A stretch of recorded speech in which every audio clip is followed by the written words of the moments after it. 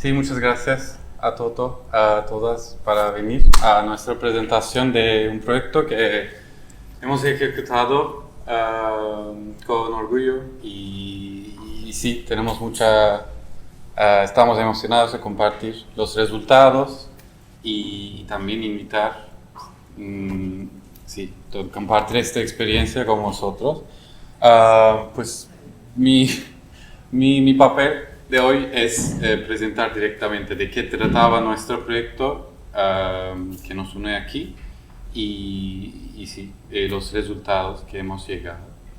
Um, Nuestro proyecto se llama Judeo-Castellano, me cuento aquí. Sí, Judeo-Español, el idioma que une las dos orillas del Mediterráneo. Y el objetivo de este proyecto era crear conciencia del judío castellano como un patrimonio compartido del Mediterráneo. Y somos Colectivat y lo ejecutamos con la Asociación Sefardí de Estambul. Colectivat es una cooperativa sin ánimo de lucro que se dedica a crear conocimiento abierto alrededor de tecnología de idiomas, también hacer traducción cultural y investigación sociocultural. Y este proyecto ha venido bastante de corazón. ¿Cómo? Porque somos en la cooperativa, está constituido por gente que viene de Turquía y nos dedicamos hemos trabajado en muchos idiomas, incluyendo, empezando con catalán, como, sí, nuestro país de recogida. Y judío-castellano es un idioma uno de muchos idiomas de nuestro país de origen, y para nosotros tenía mucho valor hacer esta conexión. Y no solo crear herramientas y recursos, es un trabajo, es un proyecto tecnológico, de hecho, pero con un objetivo social y cultural.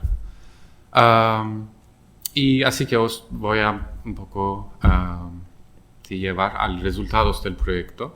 Para empezar, judío-castellano es el idioma del comunidad sefardí que se llevaron a países que migraron después de la expulsión en el siglo XV, y los que estaban acogidas en Imperio Otomano siguieron su idioma y como una cultura viva hasta, para 500 años. Y este idioma, aunque sí ha superado todos estos retos de tiempo, está ahora en peligro de extinción.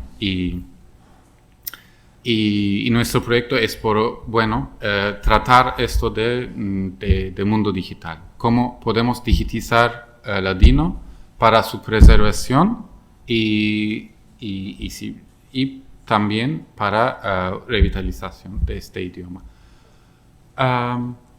Tenemos que empezar claramente con el trabajo que ya está haciendo la Asociación Sefardí de Estambul, porque están muy activos para preservación de su idioma en nacional e internacional, para estandarizar, para promocionar, para enseñar, hacer teatros y hacer escritos sobre comida, de cultura sefardí y tal. Y un parte del proyecto era un poco amplificar ya lo que están haciendo. Así que os llevo al Instagram del Sephardic Center Istanbul. Lo que hicimos es, coger sus contenidos de una frase al día y hacerlos como vídeos que se puede, ver y escuchar cómo se siente este idioma. Y hacemos y publicamos estos vídeos, bueno, diariamente, y seguimos haciendo, de hecho. Un ejemplo para mostrar. Sí, aquí no. Muy bueno. Le place Hechos de Mupac.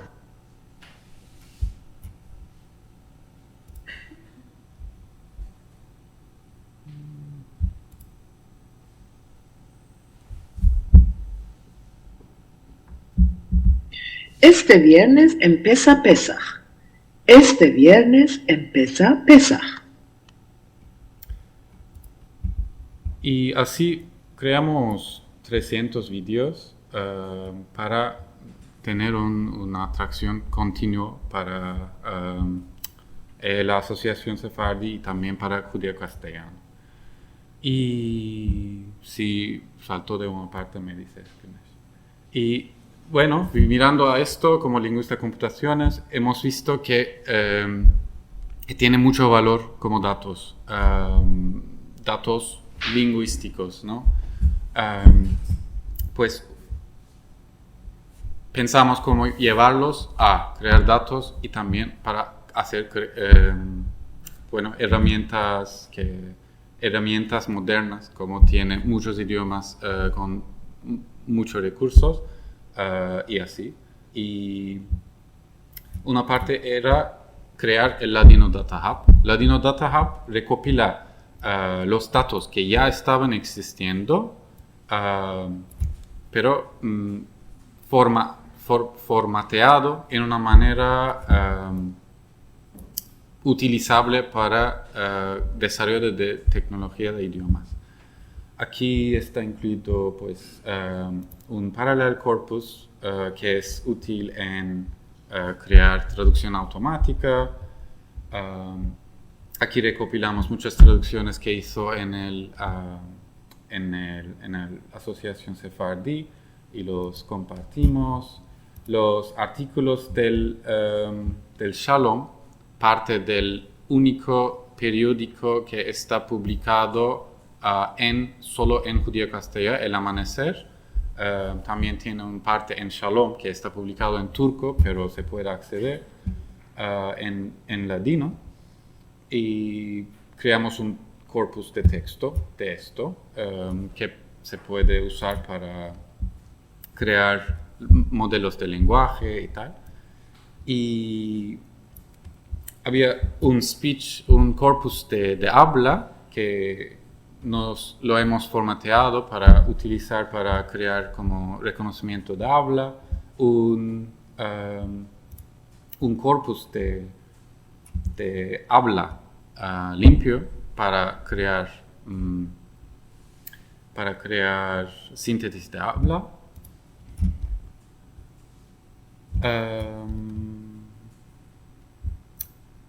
El corpus de una frase al día, porque era aquí tenemos frases en ladino en 4 idiomas, en 3 idiomas, ¿no? En castellano, inglés y turco. Aunque está diseñado para aprender idiomas, este recurso nos sirvió al final crear, bueno, traducción automática y también para aprender un poco el idioma.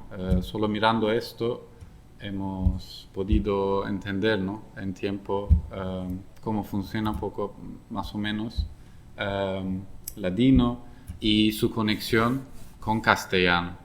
Porque de aquí conectamos a lo que creamos, es un traductor que se basa en reglas desde castellano a ladino. ¿Por qué hicimos esto? Porque vimos que los datos que hemos creado, que hemos recopilado paralelos del SCAT, voy a decir en corto, el Centro Sefardí, no eran suficientes para hacer cualquier aplicación de traducción. Así que teníamos que hacer un corpus grande, un poco, por lo menos, emulando traducción de castellano al ladino. Y usando el base castellano del ladino, pero estudiando las conexiones, como conversiones fonéticas, conversiones de palabras a otro, y algunos, por ejemplo, formas no existen en ladino no sé evolucionado, que son más modernos, y desde eso pues creamos un sistema de traducción que va a ser basado en reglas. Y gracias a esta herramienta hemos podido crear un corpus grande de ladino sintético. No es ladino de verdad, pero es un ladino emulado desde castellano. Y este corpus está creado por datos ya estaban abiertos, datos abiertos paralelos convertidos a ladino. Y tenemos aquí un corpus de inglés a ladino de 5.7 millones de frases y turco a ladino 4.5. Uniendo estos dos, claro, nos da un corpus de español a ladino emulado de más o menos 10 millones de frases. Y creo que como datasets, estos están publicados en Ladino Data Hub y lo pensamos como un centro de todos los datos lingüísticos para Ladino. Ahora hay muchos centros de datos que gente puede aportar sus datasets, sus modelos y tal, pero una que se basa solo a Ladino creo que tenía mucho valor. Y esperamos que esta colección se crece y se evoluciona y coge participación de muchas. Y antes del final, todo este esfuerzo de datos era para crear una herramienta que imaginamos muchos solo para idiomas que tienen recursos, pues hacer esta herramienta para un idioma que no tiene suficientes recursos. Y hemos podido hacer un traductor, el primer traductor automática entre inglés, castellano y turco a y de ladino, entre ladino. Y aquí, no sé, podríamos daros bienvenidos.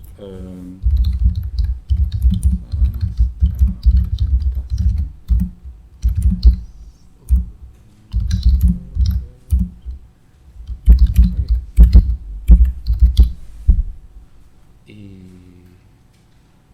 perdón los acentos que no me salen.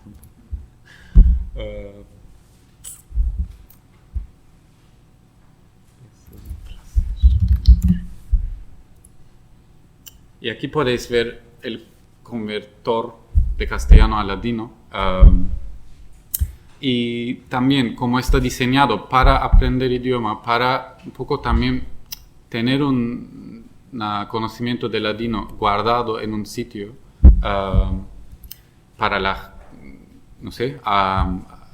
estudiantes que quieren ver cómo suena el ladino, también integramos ahí un sintetizador de habla. Bienvenidos a nuestra presentación. Es un placer veros aquí. Y cualquier frase en ladino se puede escuchar de esta aplicación.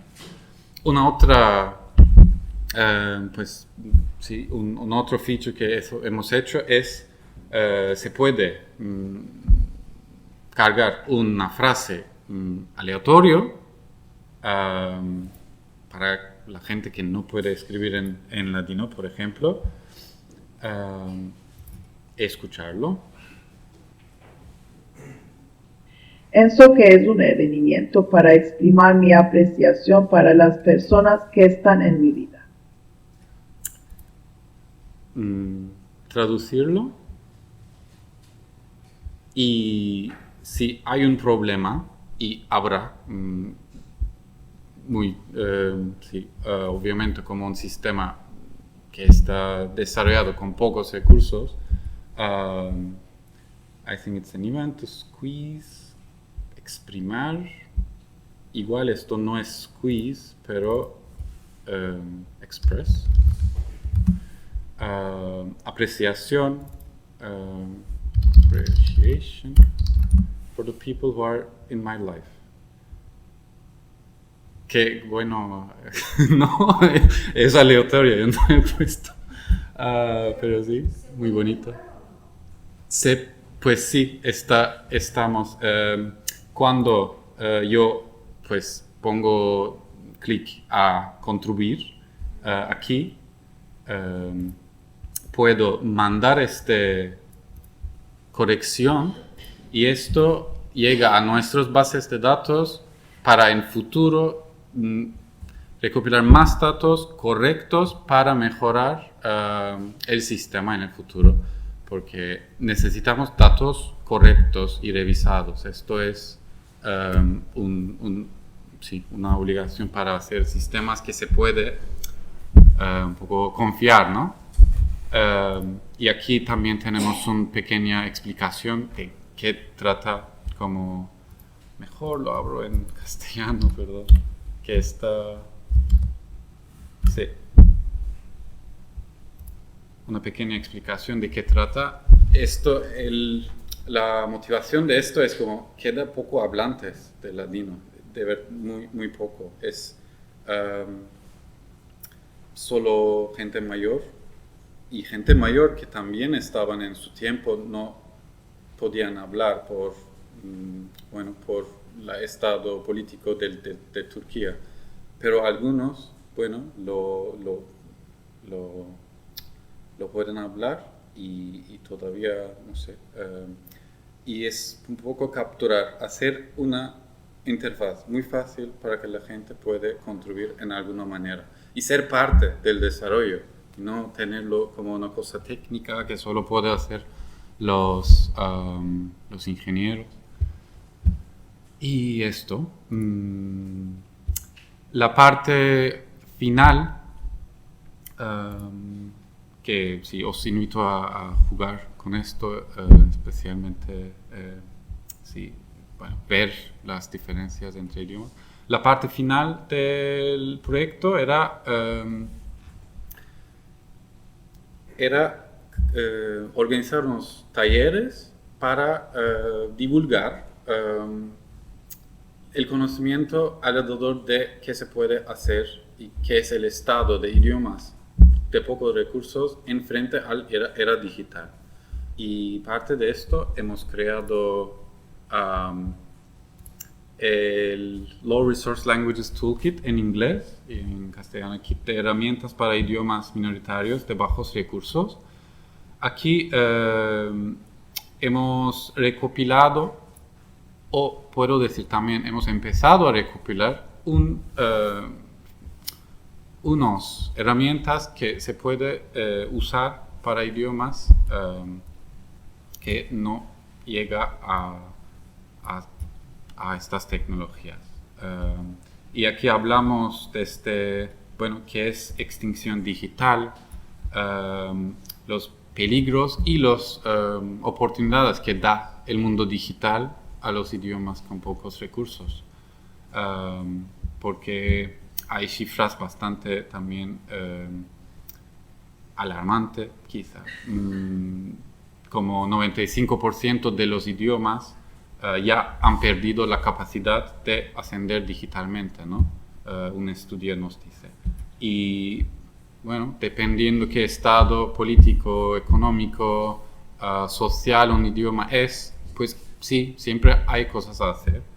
Crear un idioma, un font de un idioma que igual no existe, hasta crear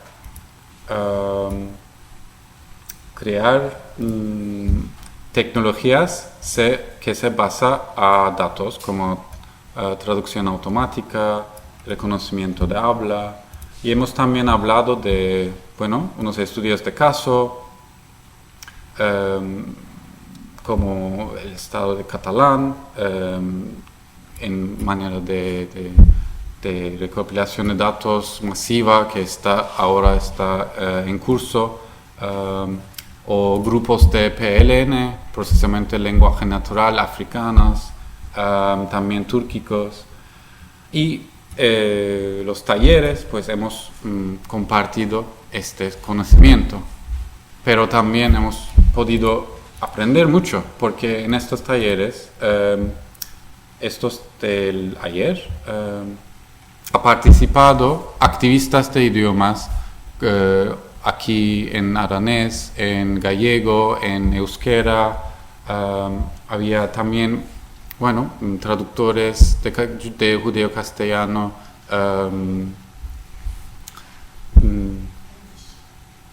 lingüistas, ¿qué? Yiddish también, traductor de Yiddish, y hemos compartido experiencias un poco. Y también en Turquía hicimos algo, bueno, no similar, lo mismo, pero en la realidad de Turquía, en los idiomas de Turquía. Ahí, que viene aquí hay la lista porque siempre paso de algunos. Había al turca Karamanlı, Circasia, judeo-español, arameo, siriac, Laz, y compartimos todas estas como prácticas y aprendemos de ellos. Y también hemos visto que ellos también aprendían y compartían experiencias entre ellos. Y para nosotros tenía mucho valor. A ver. Sí. Y sí, yo creo que ya está. ¿No? Aquí ahora os dejo. Sí.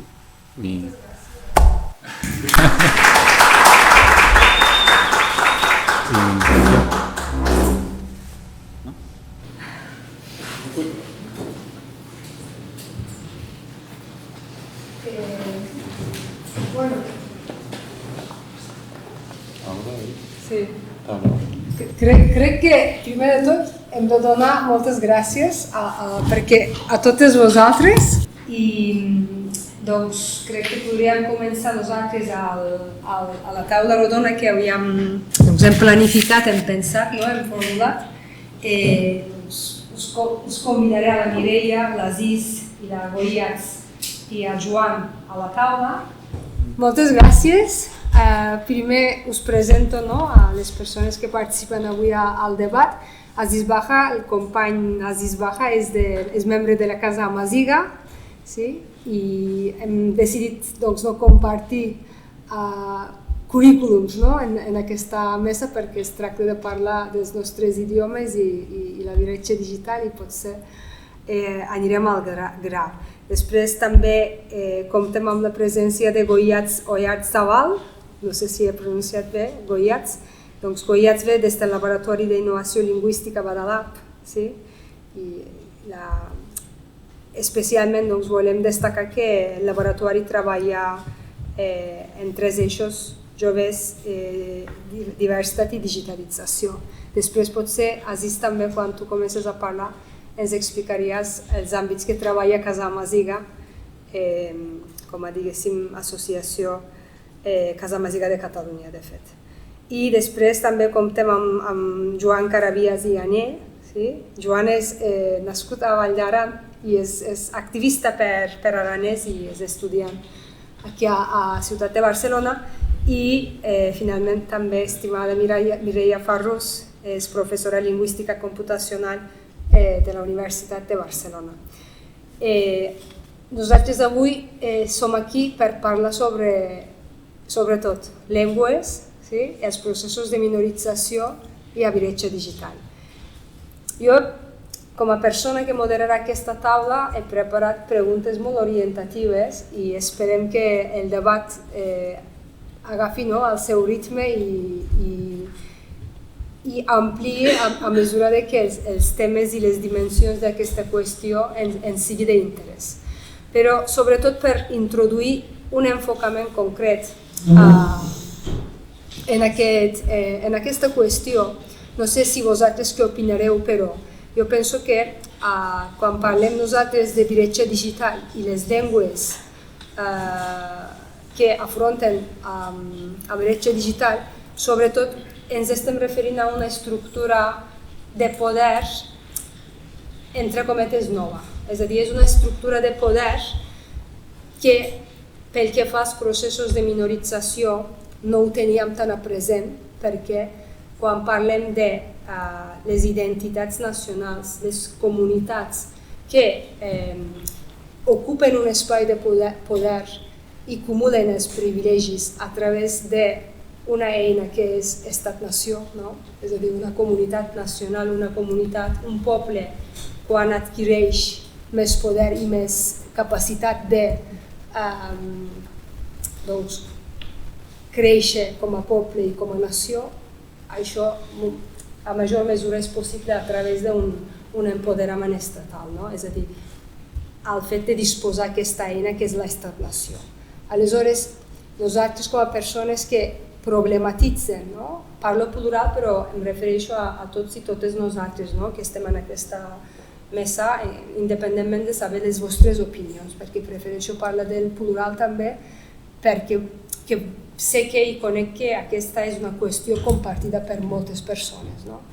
Aleshores, quan parlem d'aquests processos, moltes vegades interpel·lem l'estat-nació com l'estructura principal que crea processos de minorització. Processos de minorització per nacions, processos de minorització per comunitats i per pobles. No?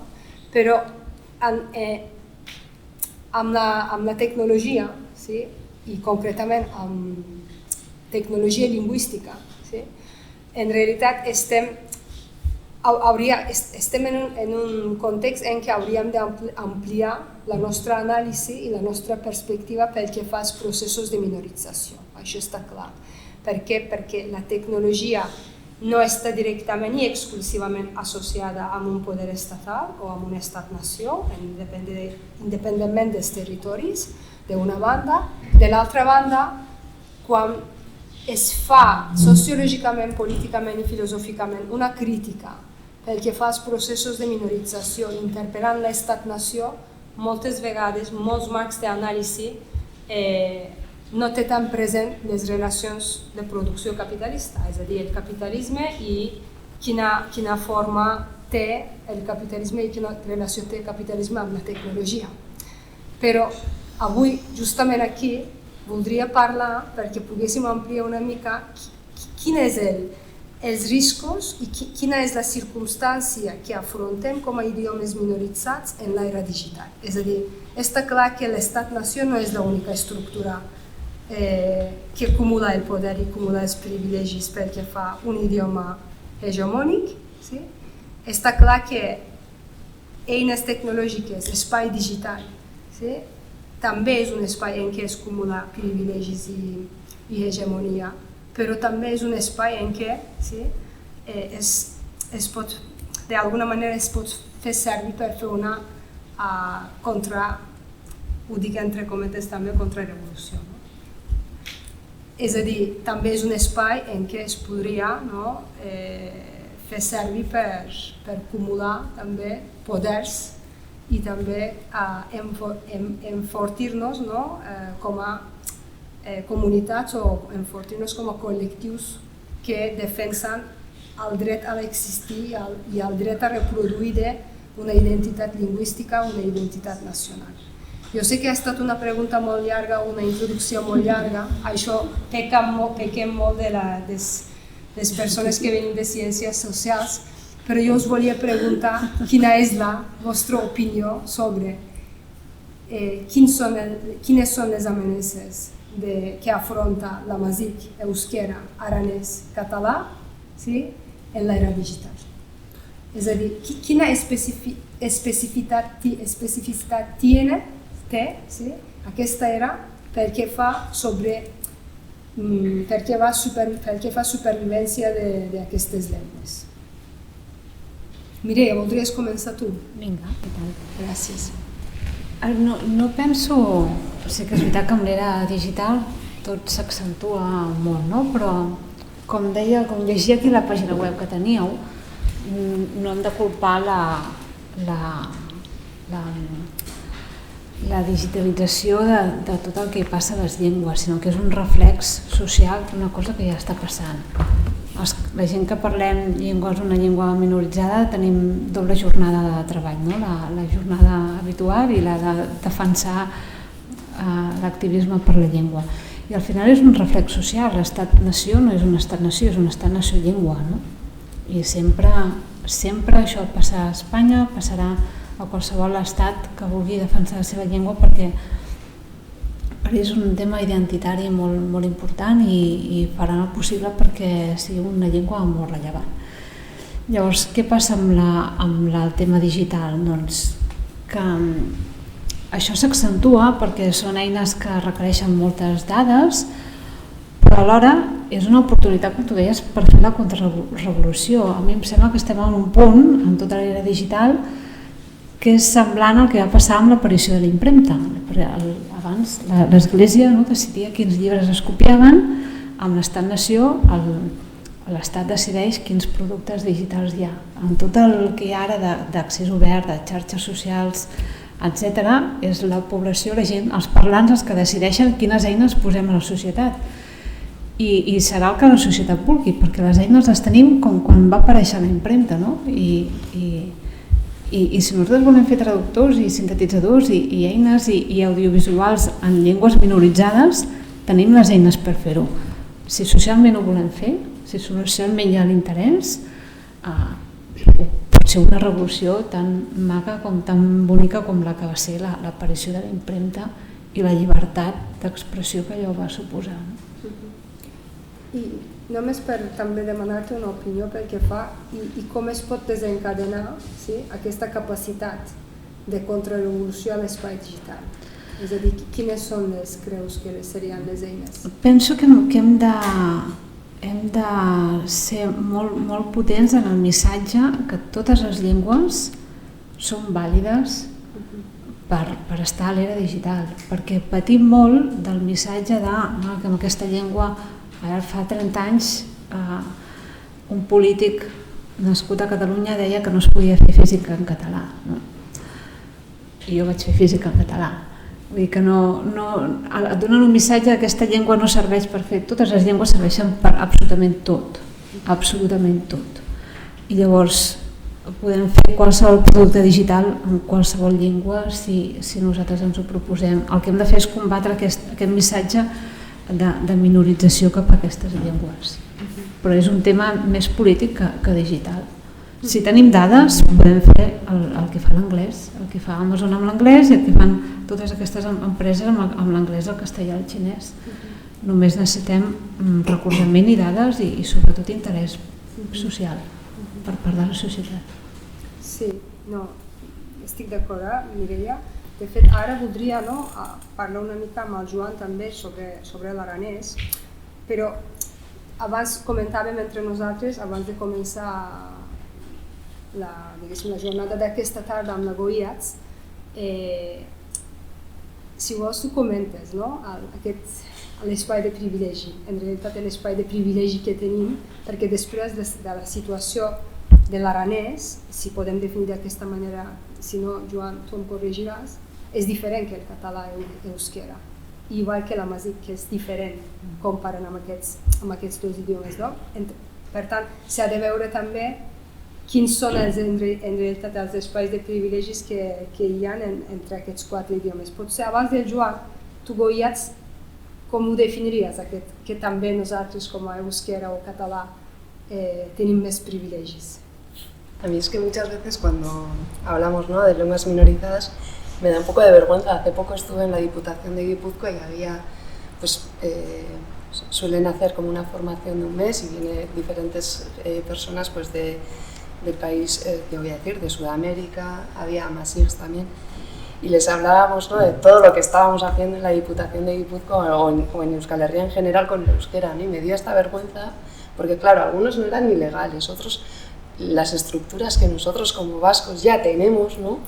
Y es como, ostras, estamos todo el día diciendo lo mal que estamos, el riesgo que tenemos, pero a su vez estamos en una situación privilegiada, que luego además, y aquí voy a meter como otra, me gusta mucho hablar de la digitalización, pero creo que la sociedad de hoy en día también se caracteriza con la diversidad, ¿no? Entonces, cuando hablamos de que en el País Vasco queremos vivir en y desde el euskera, está muy bien, pero ¿cuánta gente migrante tenemos que no sé, ¿no? Que no tiene para llegar a fin de mes o que al día tiene que trabajar? Ayer leíamos, ¿no? Bueno, tengo un rato libre, me voy a buscar un nuevo trabajo. Había un cartel aquí en la calle, ¿no? Y decíamos, ostras, ¿y yo quién soy a alguien que acaba de llegar para decirle que no, es que como has venido aquí, tienes que aprender en euskera, que también. Pero creo que hay al final también, y voy a unir un poco con una cosa que me ronda mucho la cabeza continuamente, y es que necesitamos nuevos relatos y nuevas narrativas, y creo que esas son las amenazas. Que para mí una gran amenaza que tenemos es que estamos intentando, y antes hablábamos en la comida, ¿no? Ahora mismo las problemáticas son muy complejas y las respuestas tienen que ser igualmente complejas, y seguimos con las respuestas que en muchos casos, que también se están haciendo cosas muy bien, pero hay muchos argumentos y muchos relatos que son no de hoy en día, no lo suficientemente complejos, y no están entendiendo, porque esta pregunta tiene trampa, la puedes responder desde aquí, desde ahí, y estará todo bien, ¿no? Porque todo tiene su sentido. No, además, claro, tú has hecho referencia, en realidad has abierto a dos dimensiones muy principales, ¿no? Yo de momento tomo la primera dimensión y me gustaría luego conectar eso con las observaciones que seguro que escucharemos de Aziz y de Joan, ¿no? Pero te has hecho referencia a las estructuras, ¿no? Nosotros tenemos estructuras que sostienen y hacen reproducir un idioma. Aunque estamos hablando en este caso, ¿no? Estamos en el Estado español, hay un sistema político X, y dentro de este sistema político X pasan muchísimas cosas, pero está claro que las comunidades autónomas, ¿sí? Estoy hablando con el lenguaje constitucional estatal, ¿no? Tienen unas estructuras propias, y estas estructuras propias sostienen y reproducen, por un lado, como tú has dicho, Mireia, la identidad es inseparable de la lengua, es un elemento esencial de la identidad. Por lo tanto, estas estructuras, ¿sí? Independientemente de nuestra visión sobre su capacidad o no capacidad, sostienen y hacen reproducir la lengua, ¿no? Es decir, hacen que la lengua se habla, se enseña y se produce en esta lengua literatura, filosofía, se puede estudiar física en catalán, ¿no? Por lo tanto, esas estructuras, cuando no son estructuras, yo siempre hablo con este lenguaje igual, tomadas, esas estructuras, ¿qué pasa entonces con el aranés y amazic? Pues que se pierde, per exemple. Les estructures no són les mateixes per cada llengua té la seva estructura, no? Cada situació de poder li fica una estructura a dicha lengua. ¿Qué pasa? Por ejemplo, no es la misma estructura la que tiene el catalán. Por ejemplo, ara mateix l'any passat es va incrementar, o aquest any crec, fins a 30 milions d'euros per la promoció del català, una cosa que em sembla fantàstic perquè és necessari. Però no podem comparar, per exemple, jo parlo des de la meva situació, amb l'estructura que té l'aranès, perquè dels 30 milions del català ens passem als 100.000 euros per la difusió de l'aranès. Aleshores, l'estructura no és la mateixa. Igual que el govern, per exemple, espanyol, no té la mateixa estructura, no dona la mateixa estructura a la llengua castellana que al català o, per exemple, al basc o uns altres idiomes que hi ha a Espanya, que és un país molt ric amb cultura lingüística, però que no reconeixen, perquè hi ha molts idiomes a Espanya que no són reconeguts. Aleshores, el que cal fer, jo crec que és mirar-ho des d'una visió que no sigui partidista ni que no sigui tampoc política, sinó de donar-li a cada llengua donar-li l'estructura que és necessària. Perquè parlàvem una miqueta abans d'identitat, no? De que si una cultura té una llengua, aquella llengua és la seva identitat. Els aranesos sempre es diu que som com un petit país, no? Així com els catalans, perquè tenim coses semblants, tenim cultura, tenim llengua i tenim identitat pròpia. Una vegada es perd una d'aquestes tres coses, ja no hi ha res. Continuarem sent catalans, continuarem sent aranesos, continuarem sent bascos, gallecs, valencians, el que sigui, però quan es perd una d'aquestes tres coses, que són molt importants, ja no hi ha, aquesta identitat ja no val tant la pena, no? Aleshores, això és una cosa que jo crec que tenen que fer des de l'administració pública. Perquè nosaltres, com a col·lectiu, perquè encara que treballem cadascú per un cantó, no? Som activistes de la llengua, sí, però això no ho podem fer nosaltres sols. Si no tenim una ajuda de quien sea Generalitat, sea el gobierno, o sea cualquier administración, un ayuntamiento, lo que sea una diputación, si no tenemos esa ayuda, no podemos seguir para adelante con el activismo hacia la lengua. I Aziz, tu què opines? Sí, bueno, no sé per on començar perquè però abans recordo que jo soc de la Casa Masirà de Catalunya, que és una associació, encara que se sent Casa Masirà de Catalunya, no és quelcom potent, però sí que els amasirs el que tenim és resistir, no morim. Això també passa al nord de l'Àfrica. Una llengua amb moltíssima diversitat, és a dir, varietats lingüístiques a la seva àrea. La seva àrea és geogràfica, és al nord de l'Àfrica, des de l'Atlàntic fins a l'oest del riu del Nil, a Egipte, i del nord cap al sud, des de la Mediterrània fins al Sahel, als països, als estats de Mali, Burkina Faso, Niger, al nord d'aquests estats, tenen una població amazigha, són els tuaregs. Doncs són grups, molts grups, i cada grup té el seu dialecte. Doncs això és l'amazigh. Al Marroc, per exemple, hi ha 3 varietats principals. No són només 3, però les més principals són el Rifén, també l'amazigh del centre del Marroc, i de fet és l'amazigh que conserva el nom amazigh, li diuen també amazigh, i tenim el grup de sus que parlen Tashilhit o Tassouzit, això és al Marroc. A Algèria també hi ha els cabelencs que parlen Taqbayli, també el grup de Xauia que parlen Tashiwit, doncs hi ha una diversitat lingüística. A Egipte hi ha una illa que es diu, un oasis que es diu Siwa, que parlen Tashiwit, i els tuaregs també tenen 3 varietats principals, Tamajar, Tamahat i una altra. Doncs no hi ha una llengua unificadora a això, no hi ha, perquè hi ha molts debats i doncs molta gent cridava, fins i tot intel·lectuals, demanaven que hi hagi una llengua estàndard. Però doncs es va dir perquè cada grup vol conservar el seu dialecte, això és normal. Doncs s'opta per un model composicional, un model estàndard. Doncs ja es pot dir que la llengua amazigha està estandarditzada. De fet, Catalunya ha aportat molt en aquest procés, però l'estrictura, torno a l'estrictura. Hi ha els problemes estructurals, però també l'estrictura de la llengua és aquesta, i aquesta varietat, aquesta diversitat lingüística, doncs no deixa de ser un obstacle per a la digitalització de la llengua amazigha. També és una llengua que recent reconeguda. La Constitució del Marroc se la va reconèixer el 2011, però no es va desplegar el reglament de l'oficialització d'aquesta llengua fins a finals de 2016. A Algèria, el 2016, reconeixen la seva oficialitat. Què vol dir això?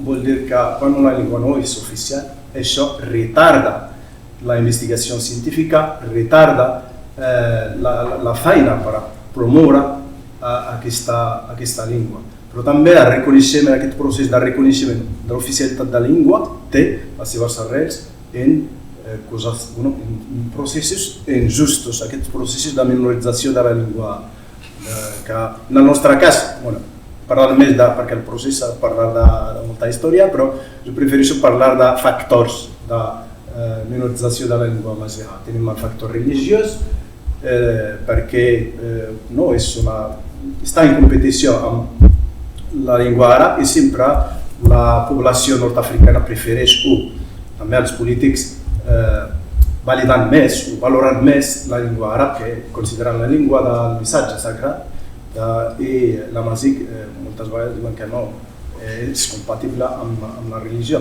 També l'ideologia arabista, perquè, per exemple, si ens fixem en el llinatge o l'origen familiar dels governants del nord del Marroc, sempre atribueixen el seu origen a l'Aràbia Saudita, la Meca i tot això, i doncs sempre l'àrab té un estatus molt superior a l'amàzic. També el francès, la llengua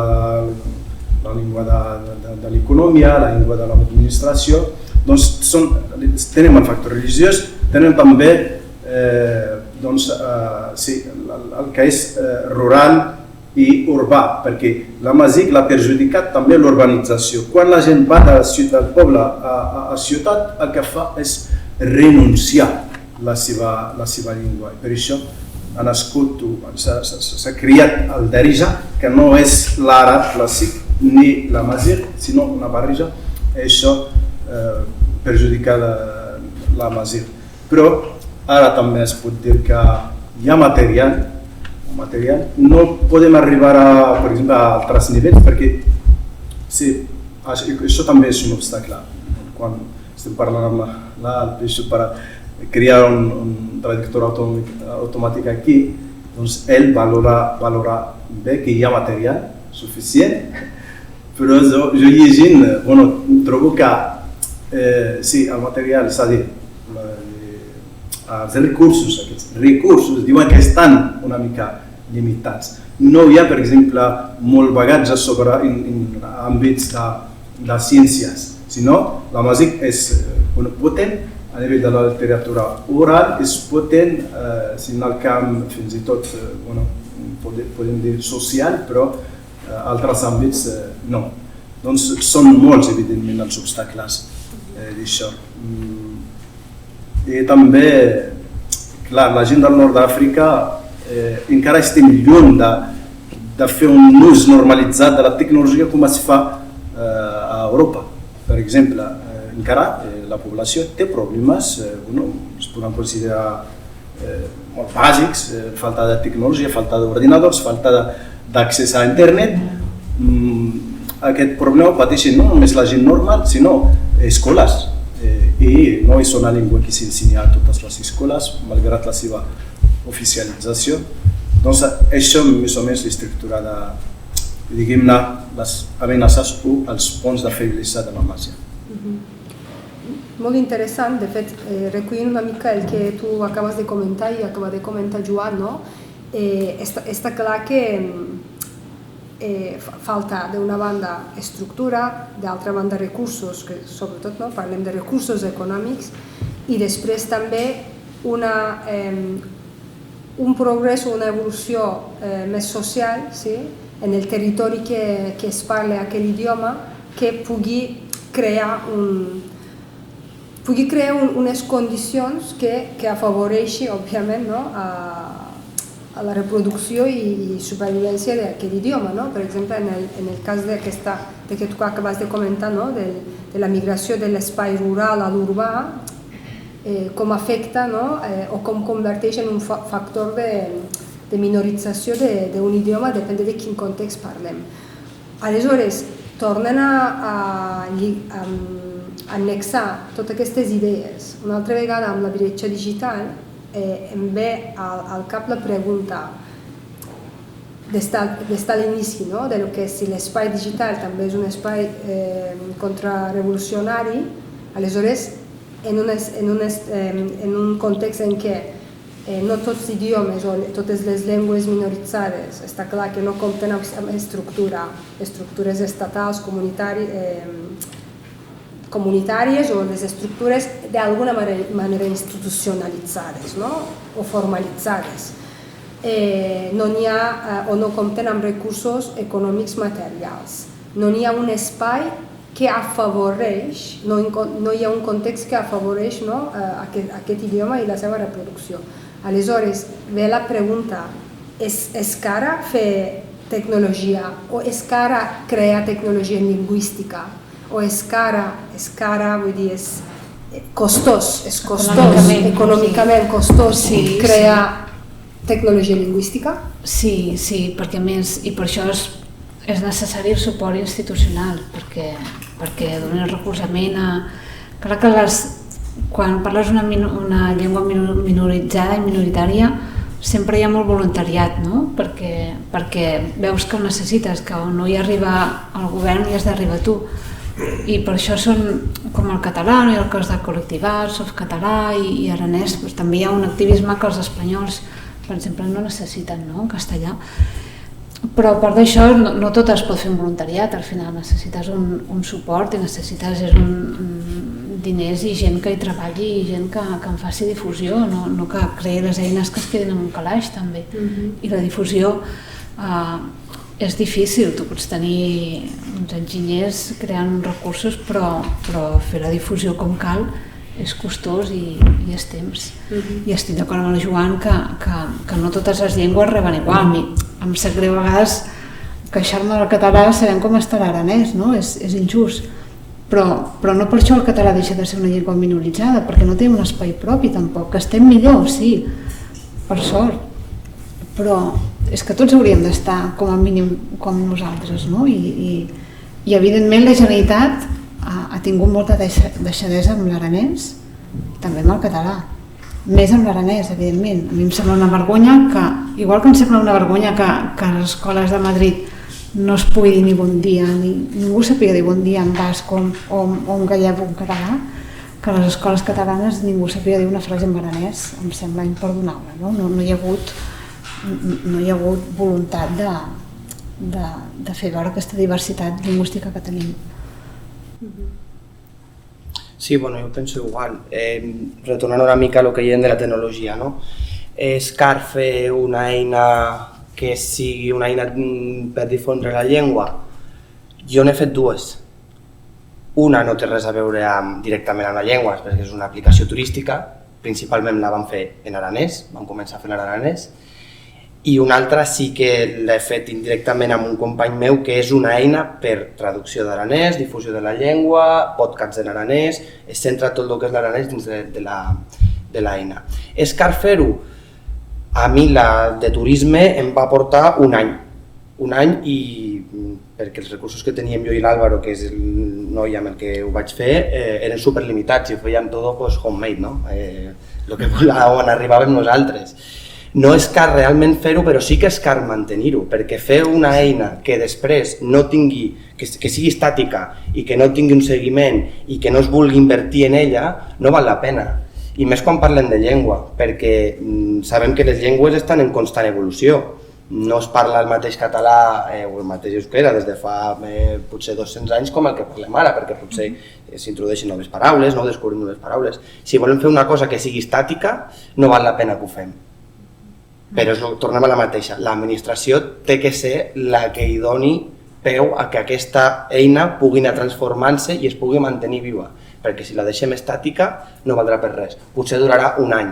Jo us fico l'exemple de Guidaran, que és l'aplicació turística. Aquest any passat podíem promocionar un bosc o una muntanya, però potser aquest any ja no es pot perquè aquesta muntanya està cremada.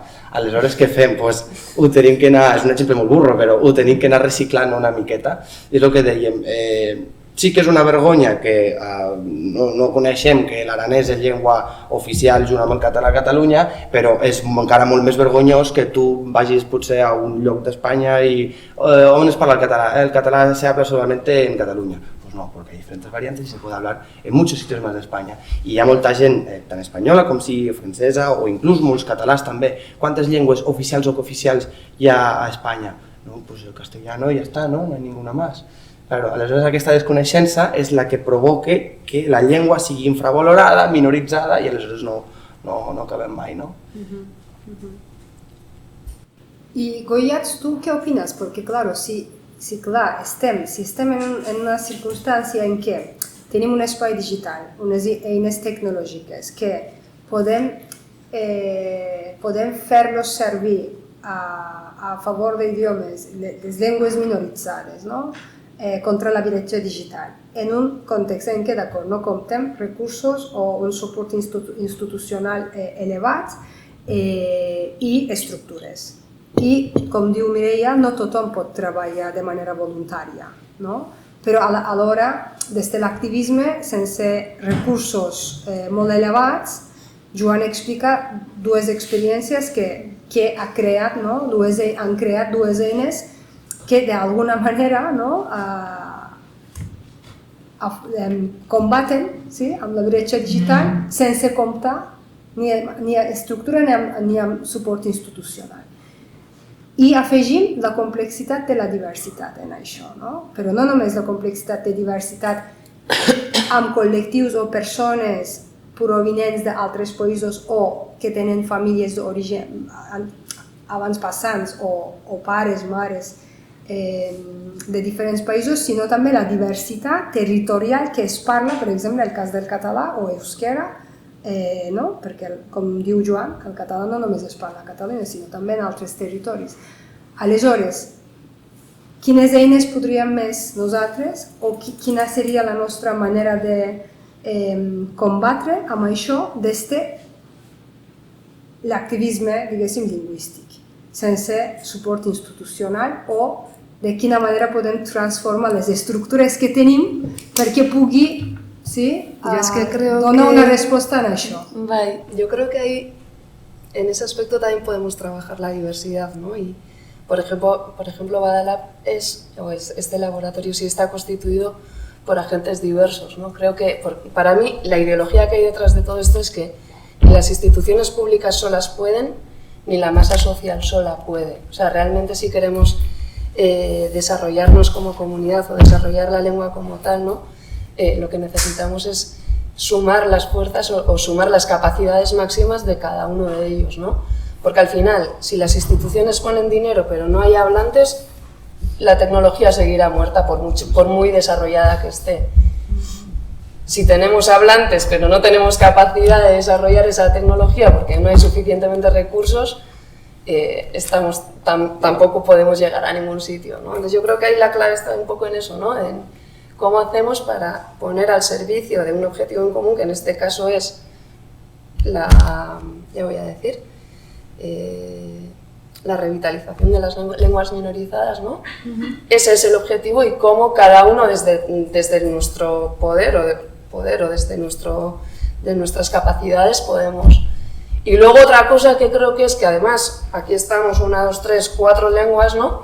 5, y ¿por qué tenemos que hacer cada uno de nuestra guerra, ¿no? O sea, antes a la mañana salía y me he quedado todavía que es que yo no soy ni tecnóloga ni informática, o sea, ni lingüista. Entonces a mí no voy como pillando conceptos, ¿no? Y portabilidad lingüística. Me he quedado con eso y voy a soñar hoy con la portabilidad lingüística, ¿no? En Europa sé que se está haciendo una investigación que en España no está en eso, o sea, está el País Vasco, pero no puede estar porque no tiene Estado, y están haciendo una investigación para eso, ¿no? Cómo hacemos a nivel de Europa para que todas las lenguas pequeñas y minorizadas podamos sobrevivir en la era digital. Entonces yo creo que la diversidad se puede trabajar o se debe trabajar en todos los aspectos y siempre desde la relación de, bueno, yo qué tengo para ofrecer, qué doy para que eso pueda desarrollarse, ¿no? Lo entiendo desde ahí, porque creo que cada uno desde nuestra trinchera y diciendo, no, es que como el otro no hace suficiente, no avanza, ¿no? Creo que es un poco justo lo contrario, yo voy a dar, y es cierto, no siempre podemos desde el voluntariado, y eso tiene al final fecha fin, pero... Claro, por ejemplo, nosotras muchas veces cuando en algunas conversas que hemos tenido con Aziz, muchas veces moltes vegades hem tractat el tema de que a Catalunya, doncs, la Masic hi ha un nombre de parlants molt elevats a Masic aquí a Catalunya. Aziz, tu em corregiràs, però podríem arribar a dir que és la tercera llengua més parlada aquí a Catalunya, tot i que totes les persones que viuen a Catalunya creuen que totes les persones provinents de nord d'Àfrica parlen àrab, doncs aquesta no és una realitat, però per una altra banda també comptem amb la circumstància que afronta Aranès. És a dir, tenim un ideari, per exemple, dels països catalans aquí, és un discurs, és un ideari, és un imaginari col·lectiu, però en el moment en què es desplega això, veiem que, doncs, com ha acabat de comentar el Joan, mentre català compta, per sort, I que estem molt contentes, no? Amb 30 milions d'euros a favor de català, 100.000 euros per aranès. És a dir, com es gestiona la diversitat lingüística, així potser no estarem d'acord amb això, d'origen del territori aquí, entre aranès i català, perquè també nosaltres considerem que la Masic forma part d'aquest territori, aquesta realitat i aquesta memòria col·lectiva. La Masic, doncs, és desconeguda, és desconegut, hi ha molt pocs recursos vinculant amb la Masic. A més, com dius tu, Boiats, cada una estem fent un combat en la nostra trinxera.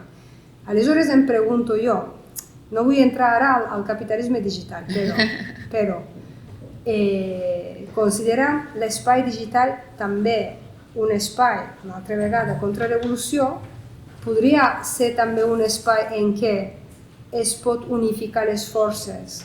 És possible això? Jo també pregunto d'este desconeixement. Es pot unificar les forces?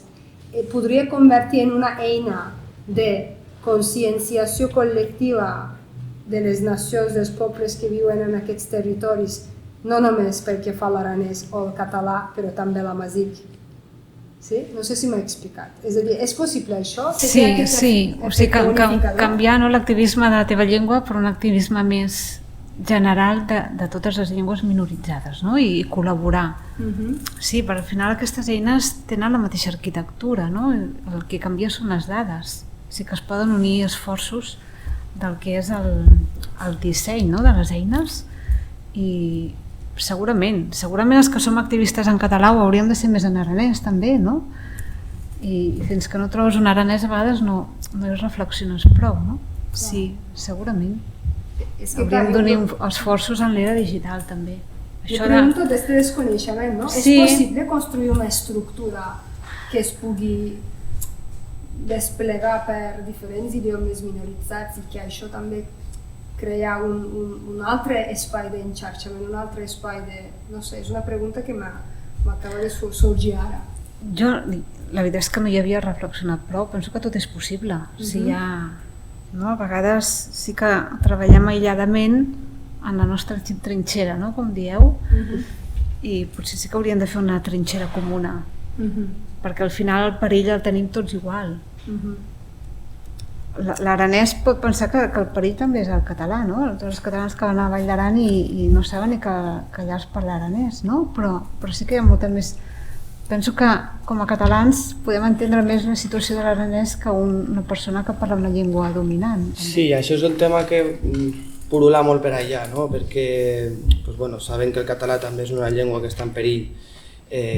Com els catalans sabem que l'aranès està també en perill, i és el debat aquell de si tu saps que a tu et fan mal, per exemple en la minorització del català, per què tu no ajudes a una persona o a una llengua que ho està passant igual de malament o pitjor, en aquest cas pitjor que tu, no? Perquè es diu econòmicament s'infravalora el català, ja, però després quan la Generalitat té que repartir calés, després s'infravalora també bastant a l'aranès, no? Però això també ja és per corrents polítiques i allà sí que no hi vull entrar.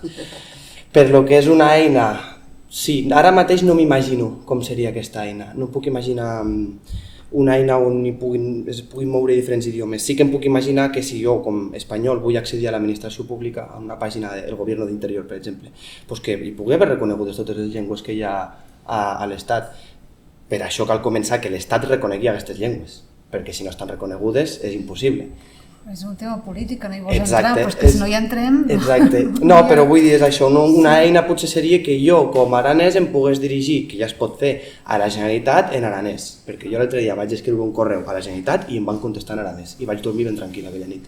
Però això, si ho faig al govern espanyol, està clar que no ho puc fer. Així com mateix, entrar en una pàgina web i escollir l'idioma. Si vull castellà, si vull català, si vull euskera, si vull galec... Això no es pot fer. Aleshores, una eina que sigui... Més que una eina, una estructura. Sí, però és el que parlàvem abans, no? Cada llengua jo crec que necessita la seva estructura. No podem fer una estructura per totes, perquè englobi totes les llengües, perquè és una mica difícil, però sí que, normalitzar, el que al final és normalitzar una llengua. i que no es normalitzi sols al territori, que l'aranès no només es normalitzi a l'Aran, sinó que també es normalitzi a Catalunya, per exemple, o a la resta d'Espanya, potser. Jo no vull anar gaire lluny del nostre tema, però sé que l'Aziz té coses a dir sobre... Sí, bueno, crec que aquesta pregunta de l'activisme digital, clar, s'ha de parlar abans de parlar del cost. La història del moviment amazigh és que sempre el moviment avança i després de concisions dins del moviment i l'escenari social, allà actuen els estats. La resposta ve després, perquè va haver-hi una lluita molt llarga, primavera amazigha, que molts diuen primavera negra perquè va haver-hi morts a l'any 82 a Kabylia. Doncs sempre els amazics són així i els estats ho neguen tot, els polítics ho neguen tot, amenacen però cedeixen al final. Doncs ara s'està passant el mateix en l'activisme digital. No només és un espai, una estructura per lluitar, però també per treballar, corregir constantment, donar a conèixer, aprendre, perquè el moviment que ha fet, el moviment està format també per investigadors. De fet, les institucions creades acadèmiques a Marroc i Algèria, a Marroc l'ERCAN, l'Institut Real de la Llengua i la Cultura Amazigha, i a Algèria el Haut Comissariat de l'Amazighitat, l'Alt Comissariat de l'Amazighitat, doncs aquests han aglutinat, han absorbit a molts investigadors que van investigar i treballar abans. Doncs està passant el mateix ara a nivell de les xarxes socials, a nivell d'internet, a nivell digital. Doncs hi ha fòrums que treballen el tema de la llengua. Hi ha iniciatives de traducció escrita, de diccionaris online. Abans, i després d'aquesta experiència, hi ha, per exemple, l'ERCAN edita el seu diccionari, és un diccionari també molt important, i està a les xarxes socials accessible online. Hi ha un estudi sobre les xarxes socials, basat sobretot en el Facebook, el comportament dels amazics i amazigues dins del Facebook. I doncs hi ha moltes comunitats, les comunitats virtuals, s'agrupen entorn de diferents temes. El tema principal, evidentment, és la crida a reagrupar-se, a organitzar-se. I el segon tema és la cultura. I dins de la cultura general, el tema principal és la llengua. Treballar en la llengua. Per exemple, hi ha grups, perquè la realitat de l'amazigh és transnacional. No és fàcil, els amazics no estan concentrats en un estat, sinó transnacional. Això té les seves facetes positives i negatives. Les negatives és les fronteres polítiques, les rivalitats polítiques, els estats, per exemple, Algèria i Marroc estan sempre en una línia contrària uns als altres, però també la finalitat, un dels punts positius és posar en comú la llengua. Una de les iniciatives, per exemple, en els fòrums, es diu com es diu a got en diferents varietats. I doncs comencen a dir, i els investigadors el que fan servir aquests espais per a treballar i normalitzar la llengua amazigha. I tornant al cost, crec que el cost més car és perdre una llengua. I com han pogut digitalitzar l'àrab, ho han de fer per a l'amazigh també. Ho han de fer, perquè no estem parlant de 6 milions ni 7, estem parlant de entre 27 i 30 milions amazigòfons. Gent que encara parla. En aquests amazigòfons no entran molts arabitzats. Jo tinc familiars que diuen que són són àrabs, familiars. És cert que no són amazigòfons, s'han oblidat de l'amazic, però jo ho trobo injust que diuen que no són amazics per la manipulació política. Doncs, clar, jo quan venia aquí, un company em pregunta on estàs, perquè a vegades ens trobem i dic, bueno, sé que una jornada sobre la digitalització de la llengua, i em diu, sí, Namazir, em diu, أين ورختي تديولوجي هذا اختتي تكنولوجي. És a dir, el que no ha matat la ideologia es rematarà la bretxa digital. El que m'ha dit, ves, un importa més, ves, doncs sí, és necessari. A més, ara el consum cultural majoritàriament es passa en internet, es passa dins d'aquest món digital. Exacte, a més, clar, a partir de aquesta, jo crec que el teu amic ha resumit molt bé el context en què ens estem trobant, però a més, amb el tema de la bretxa digital s'ha de treure la primera capa i la segona capa i la tercera capa per veure també que en realitat no estem afrontant a una cosa abstracta. Quan parlem de bretxa digital sembla que parlem d'una cosa abstracte, una cosa que no hi ha cap responsabilitat, no hi ha cap estructura responsable, sí? No hi ha cap figura responsable, no hi ha persones, sinó és com una idea. És una idea, és la mateixa, en realitat, és una de les altres aparences del mai invisible de Dulcich. No? Vull dir, en el capitalisme, la demanda i la oferta es troben i es regulen de manera natural, és a dir, hi ha una naturalitat en el sistema capitalista segons la teoria liberal capitalista. És la mateixa amb la bretxa digital.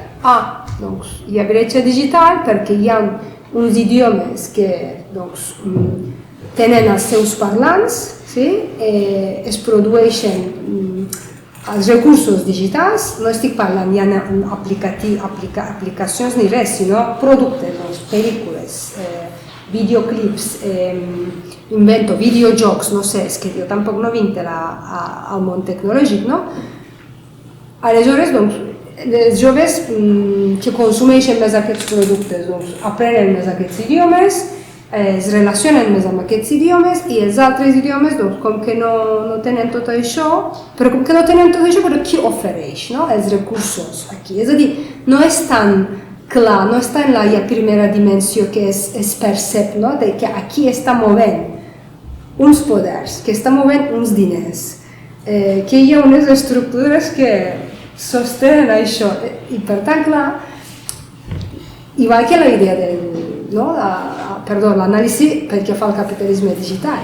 En realitat, o fem una anàlisi i comencem a crear o estructures, o formacions, o, com diu l'Aziz, que les persones activistes o investigadores que es vinculin amb aquests espais d'interacció en les xarxes socials per captar diferents variants de l'amazic o d'aranès. Invento.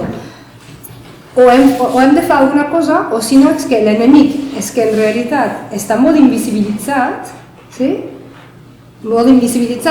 hem de fer un esforç per concretar contra què en realitat estem lluitant, que la bretxa digital com a idea és molt abstracta, per tant hem de crear potser una anàlisi que mostri què crea, quines relacions creen aquesta bretxa digital d'una banda, i de l'altra banda potser hauríem de ampliar més el nostre imaginari per com enfortir el nostre enxarxament contra aquesta estructura que acabarem definint com a bretxa digital o acabarem concretant com a bretxa digital.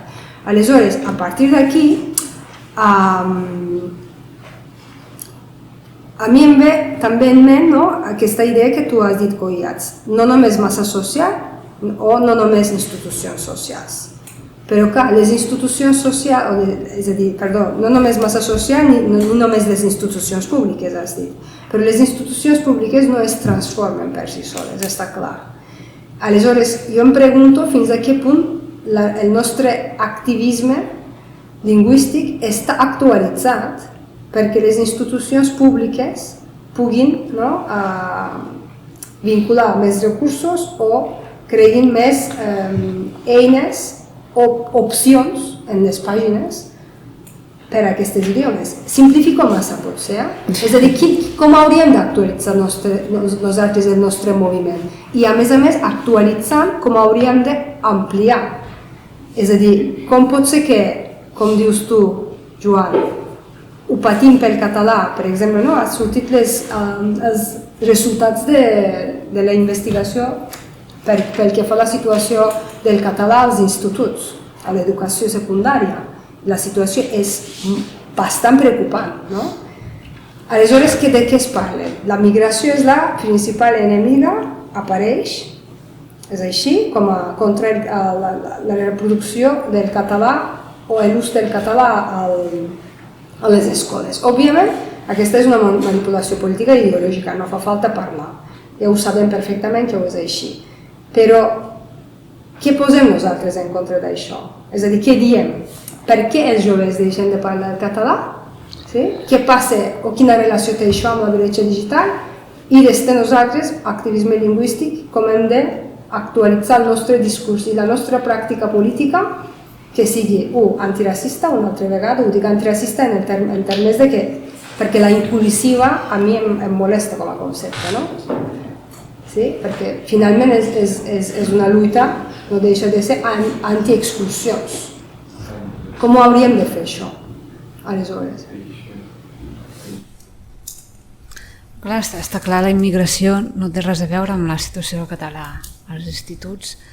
És a dir, quan una persona ve de fora s'adapta al que vol la realitat. Si veu que la llengua dominant és una altra, el que vol és adaptar-se al territori i aprendre la llengua dominant. Si l'altra llengua és una llengua guai i tecnològicament forta i forta en molts àmbits, aquella persona aprendrà aquella llengua perquè tindrà interès a adaptar-se i parlar una llengua forta.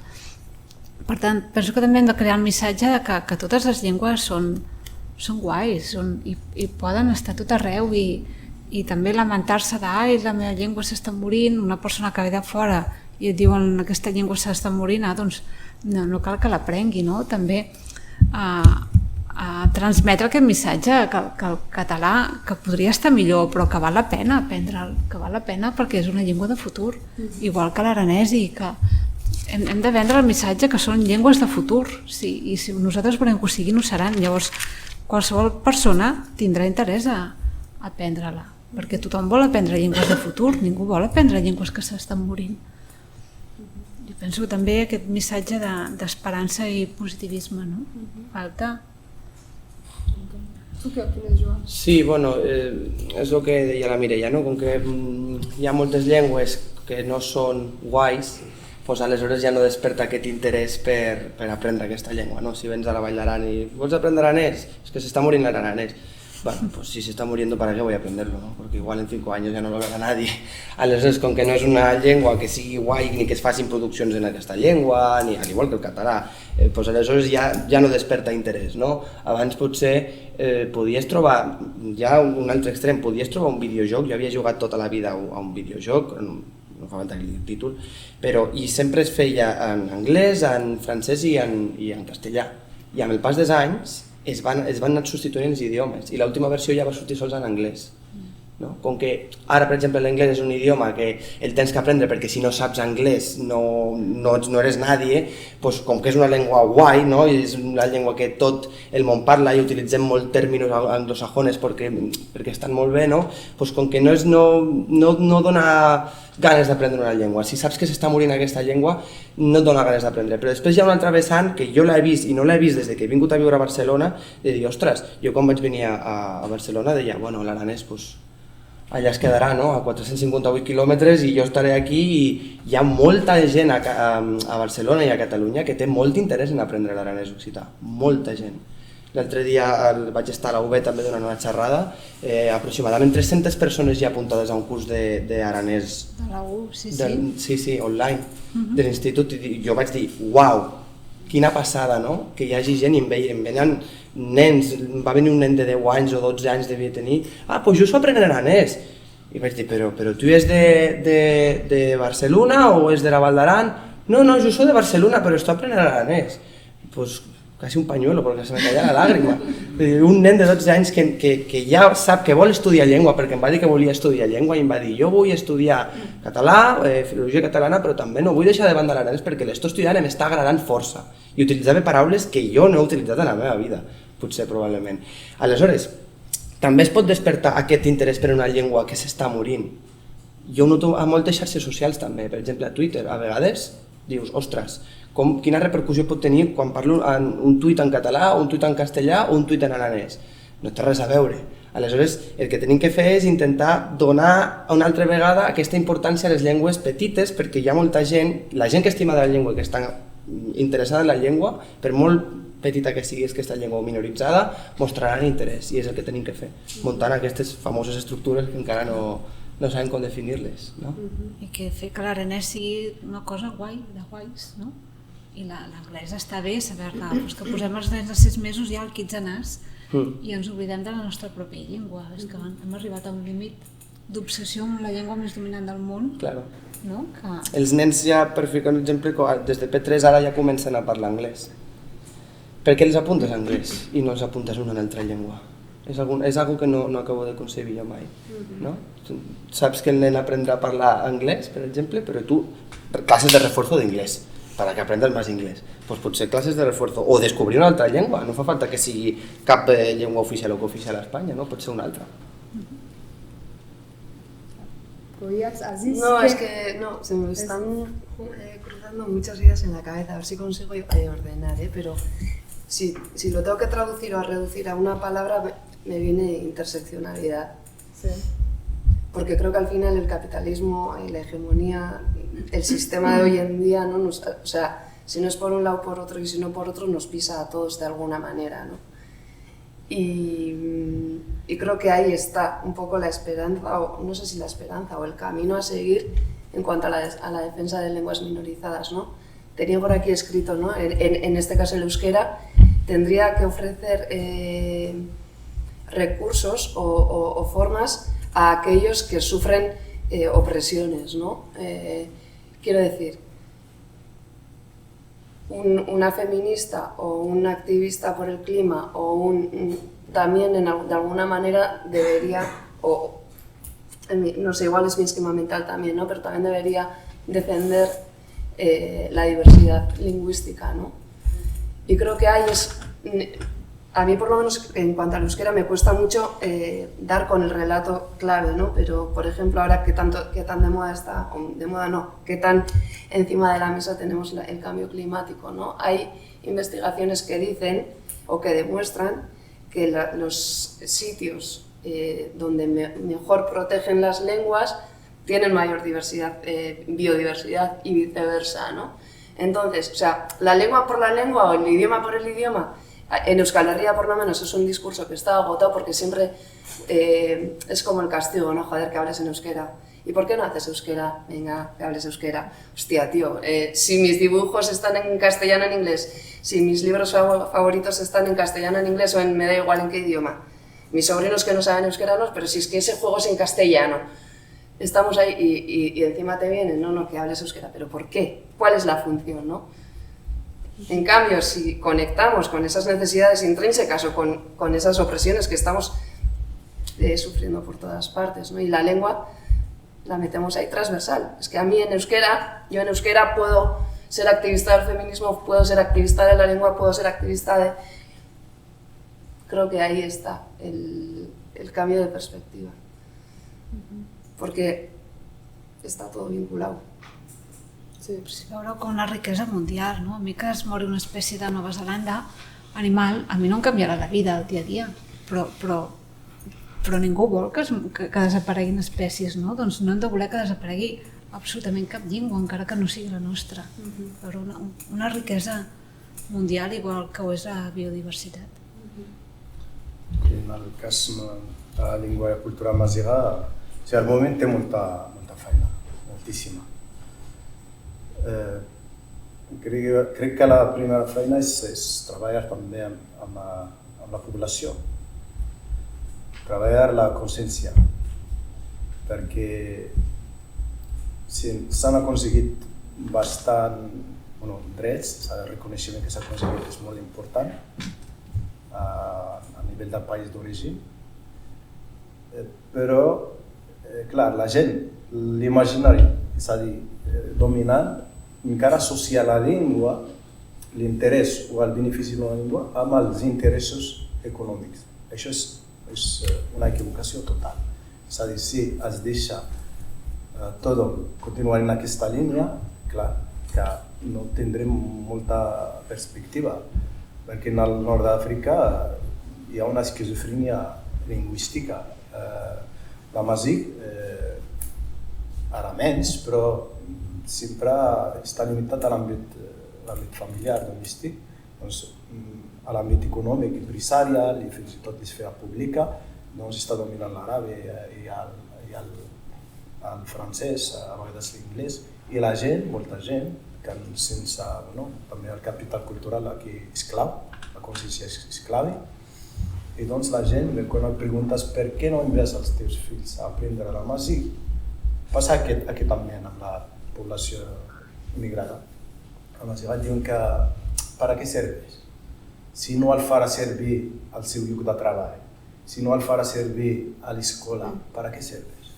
Doncs crec que aquí hem de lluitar per sempre fomentar o promocionar l'associació de la llengua amb el sentiment, amb la identitat.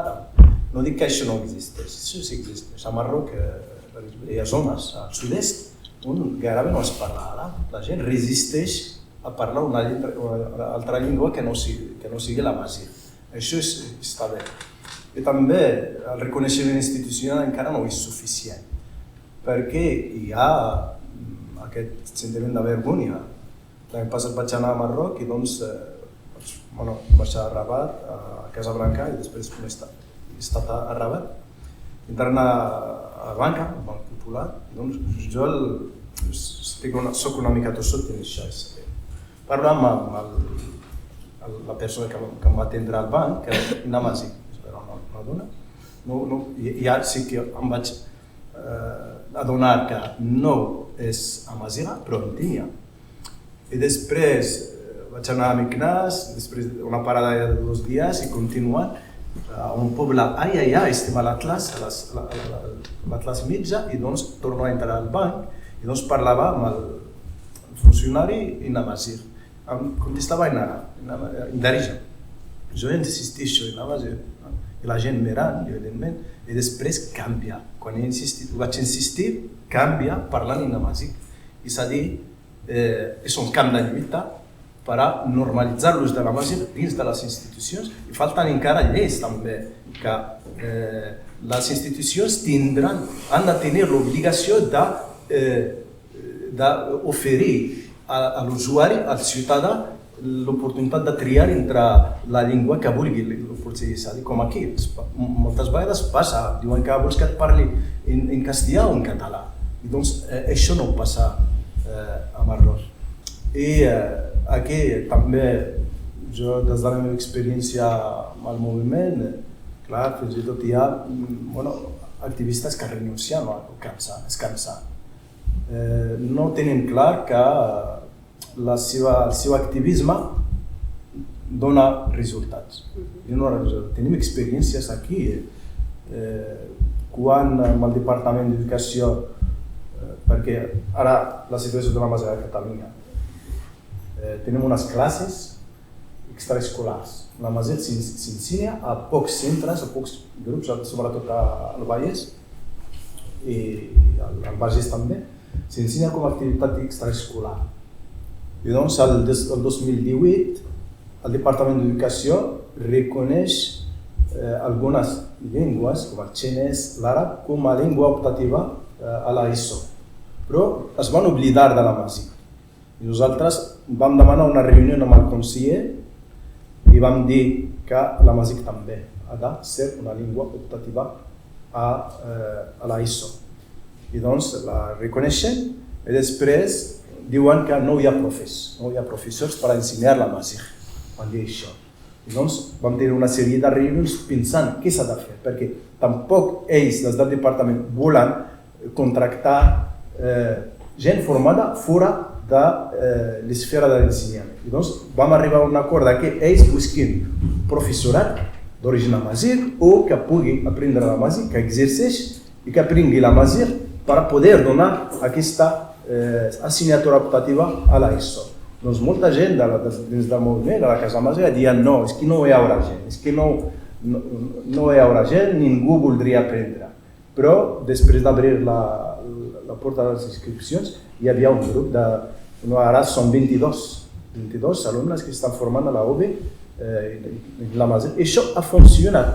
El mateix ens va passar quan l'edició dels materials que tenen, per exemple, la maleta pedagògica, les unitats didàctiques que vam elaborar amb el CIEMEN, doncs molta gent diu és que ningú les farà servir. Però la gent les consulta. El diccionari amazigh català, amazigh, la gent el consulta des de fora de Catalunya. Doncs crec que hem de començar per nosaltres i diem que prou ja de posar traves per a nosaltres mateixos i continuar que això tindrà resultat, tindrà èxit, només s'ha de tenir paciència i continuar treballant. Molt bé, doncs com que no podem seguir conversant entre nosaltres perquè ens falten només 10 minuts per acabar i aleshores ja hem formulat la pregunta per públic.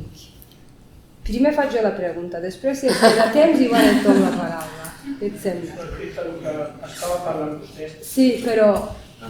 No, només 2 segons. Tal com estava parlant vostè, anava pensant en un diccionari català-amazigh. Acaba de dir que ja està. Tenim un diccionari català-amazigh. Sí, no sé si l'Agonés el pot treure allà, si hi ha internet, pots accedir-hi. O sigui, el xiquet, no? Sí. I quina de les hi ha... Com es deia la maleta, no? És Posar amazigh.cat. Llavors, quina relació hi ha l'amazigh amb el lígul? Amazigh en català? El lígul, de Sardenya, Sí, hi ha moltes llengües. Tunísia, lígul, el lígul. Era la llengua dels pirates, dels pescadors de coral, els que parlen al nord d'Itàlia, al costat de Mònaco, la Ligúria. Ligúria. És el que parlen a Sardenya. L'Alguer, hi ha el lígul, al sud, hi ha altres llengües minoritàries, però quina relació hi ha amb l'amazigh i el lígul? S'assembla, són diferents? Aquesta llengua que estàs dient, però l'amazigh és la llengua de la població autòctona del nord d'Àfrica. L'amazigh és conegut per bereber o berber. Sí. Però l'ús és ara es fa servir l'amazigh més perquè berber es respecta. I dins d'aquest gran grup d'amazigh hi ha varietats. El rifeny, per exemple, la llengua que parlen els rifenys, hi ha el sus, tashilhit i altres. Però aquest diccionari, clar, opta pel model posicional. Poses allà una paraula i et surten els seus sinònims en diferents varietats. Hi ha 2 diccionaris en el món sobre l'amazigh que estan digitalitzats. Aquest, d'amazigh català, català-amazigh, de Carles Murcia i Salibzínia, i també hi ha un altre que ha fet posteriorment l'IRCAM, l'Institut Rial de la Llengua i Cultura Amazigha, que es diu Diccionari General Galai, de la llengua amazigha informatitzat. Llavors... Una cosa, sí. Us he de demanar que continuéssim fora, perquè ahir ens va passar el mateix, no? És a dir, vam acabar molt just i després no hem pogut tenir ni temps de buidar la sala, però a més avui tenim la celebració. Aleshores, jo formulo la pregunta i sortim i si voleu seguim parlant allà. No podem sortir, què em vols dir? Una pregunta més. Aleshores t'interpretava mal. Perfecte. Aleshores jo faig la pregunta aquí i faig jo la pregunta i a veure què us sembla com ho formulo jo. espai digital com a espai de contrapoder per a les llengües minoritzades. Molt bé, com a idea em sembla perfecta, com a idea em trobo fins i tot brillant, no? Repeteixo, per tu, perquè estàs dubtant, no? Espai digital com a espai de contrapoder per a les llengües minoritzades.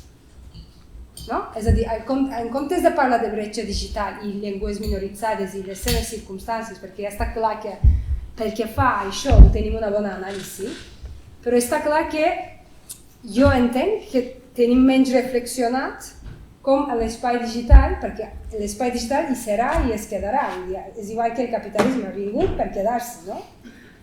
No desapareixerà. Aleshores, com podem nosaltres convertir aquest espai digital o com podem treure partit d'aquest espai com un espai de contrapoder, contra hegemonia, per a les llengües minoritzades.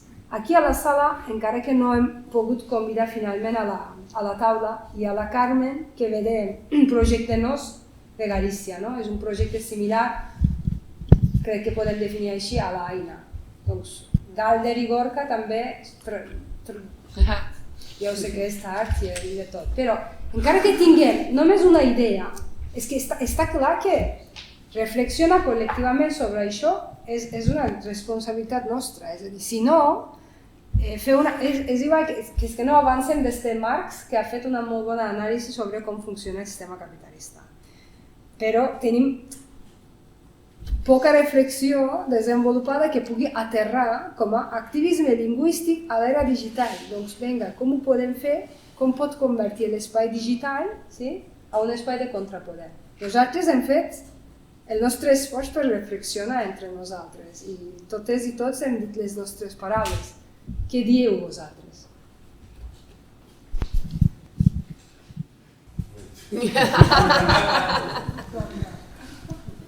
Buah, no sé. A mí me surgen un montón de ideas súper interesantes en mi cabeza, pero les tengo que poner un orden, ¿no?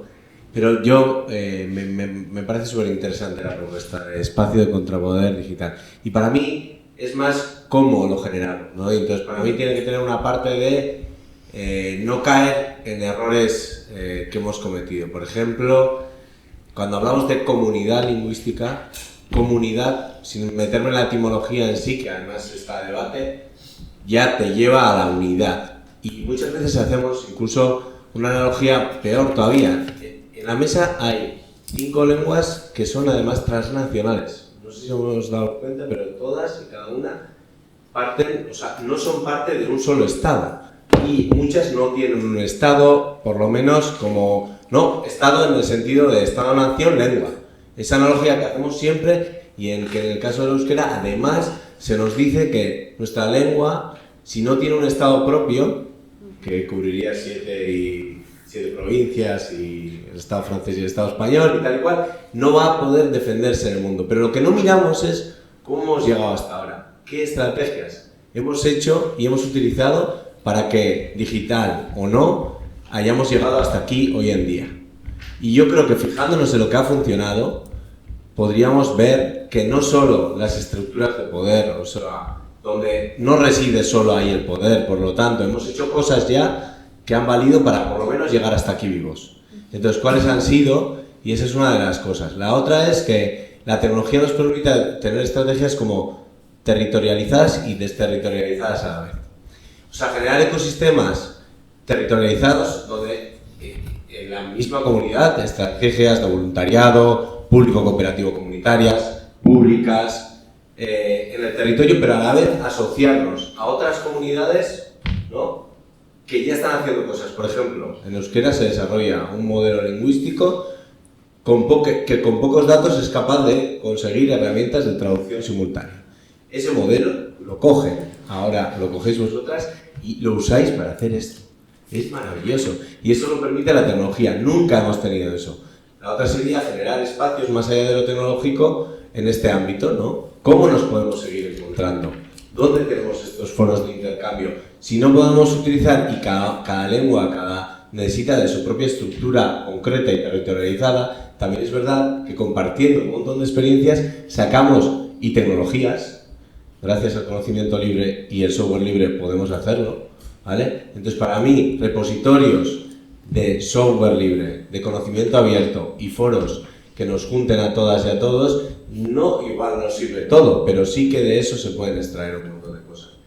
Y por último, también nos falta, y esto ya es un poco filosofía y tal y cual, ir más allá de la comunidad.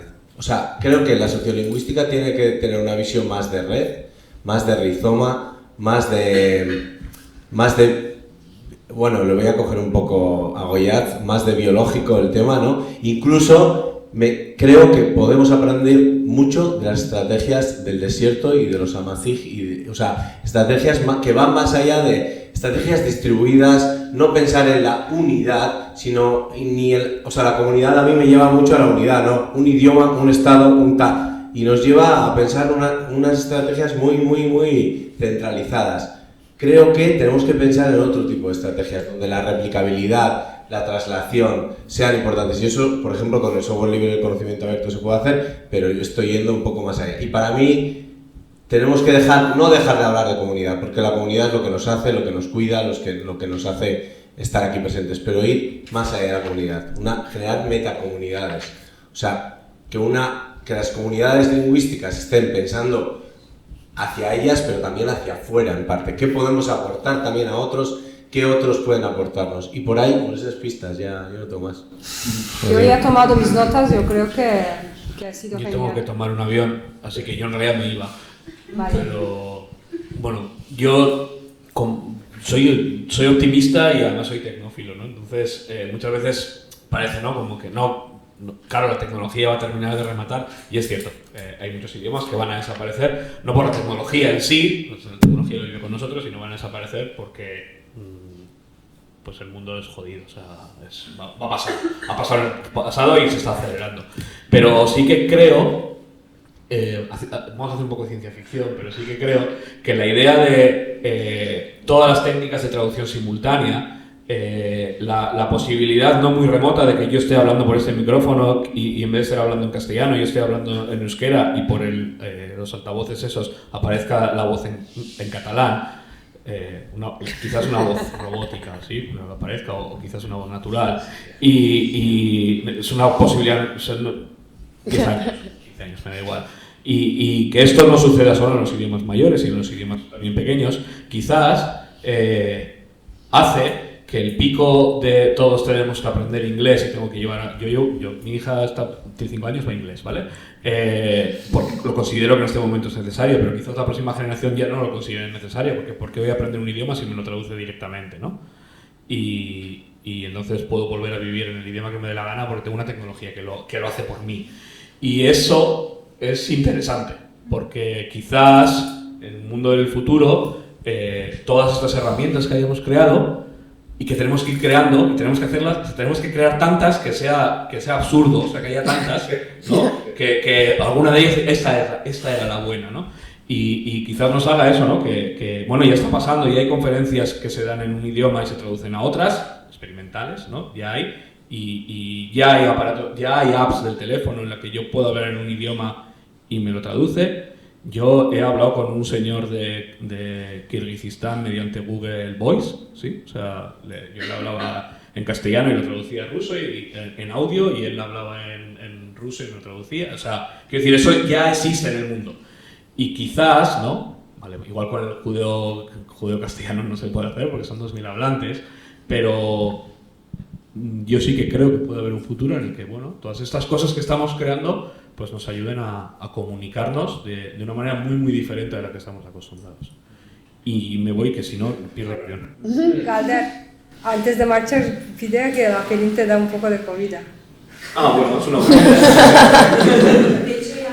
Sí, por eso, como... Vale. A ver, no, Carmen, diga. Sí, por favor. Calder, nos vemos. Amor, gracias. Sí, yo creo que ya has puesto ahí todas las ideas más importantes, lo de la estructura de colaboración entre gente que esté trabajando y afrontando los mismos problemas, me parece muy interesante, porque aunque desarrolles recursos y los pongas públicos, a lo mejor no te enteras de lo que están haciendo. Entonces eso me parece muy importante. Y luego, para ir así más a lo concreto, bueno, esto lo decía Rodolfo todo el rato, datos, que los datos es lo más importante, no tanto ir a modelos, sino centrarse más en los datos. Perdón.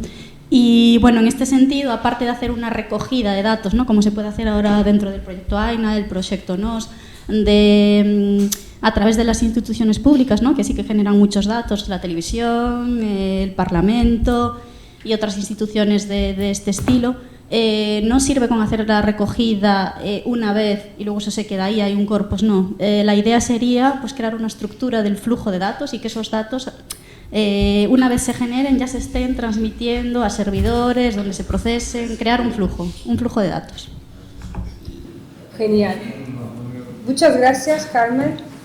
A ver, yo seguiría, como yo soy así, yo seguiría una hora aquí hablando y dando vuelta a los temas, pero yo sé que tenemos solamente una hora para celebrar. ¿Qué celebraremos? ¿Qué celebrarem? Abans de dir-vos això en un minut, vull donar-les gràcies a la Marta i la Sol, perquè avui han estat tot el dia aquí fent la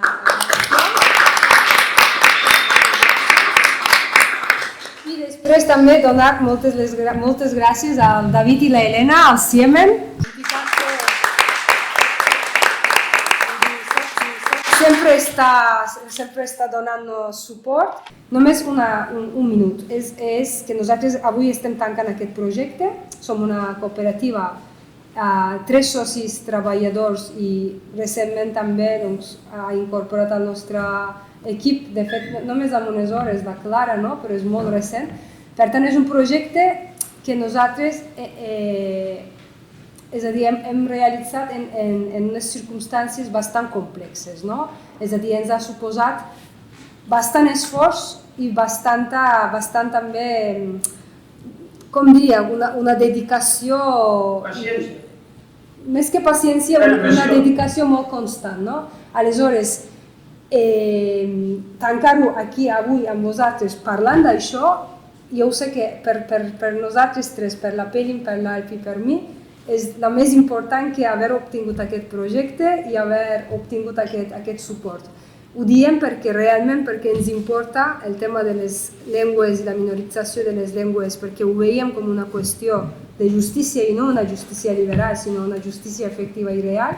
Per tant, poder compartir avui amb vosaltres, amb Joan, amb Aziz, amb la Mireia i amb Goiats i amb tots i totes de vosaltres, estem molt contents. Per tant, això dona ja les ganes per repetir. Ja està, ja ha acabat. I anem a fer brindis i prendre una...